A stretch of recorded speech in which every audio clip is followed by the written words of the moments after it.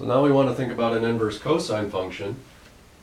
The graph of the cosine fails the horizontal line test, much like sine and tangent, infinitely many times because of its periodic nature. So to come up with an inverse function, we're going to have to restrict this graph in some fashion, right? Unlike tangent and sine, if we look between negative pi over 2 and pi over 2, then this portion itself also fails the horizontal line test. So we're going to have to look at a different set of angles, right? For cosine inverse, we'll restrict our cosine function to the interval from 0 to pi, and now we have a graph that passes the horizontal line test, so we can define the inverse function on these values, right? And so cosine inverse of x,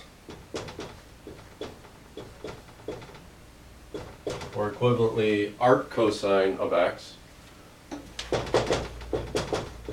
is going to be the angle between 0 and pi, right? The angles are going to go from 0 to pi, whose cosine is x. Right? So the inverse cosine function is going to spit out angles between 0 and pi. So let's look at a couple examples.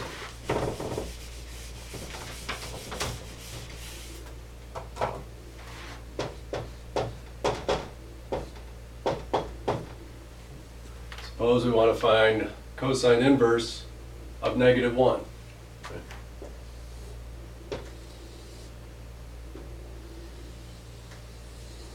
So here's my unit circle.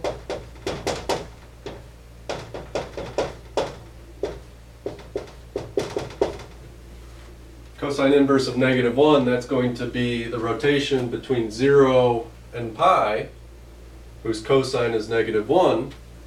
Well, cosine is -1 at a rotation of pi. The cosine inverse of -1 is pi. Let's try another one.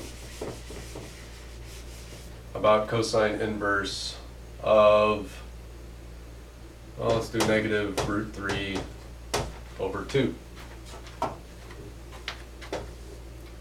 So on the unit circle, right, there are 2 points where we get a cosine value of -√3 over 2. That's -√3 over 2 comma 1/2, as well as -√3 over 2 -1/2.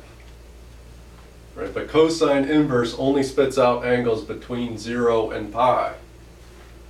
So the only angle that I'm allowed to consider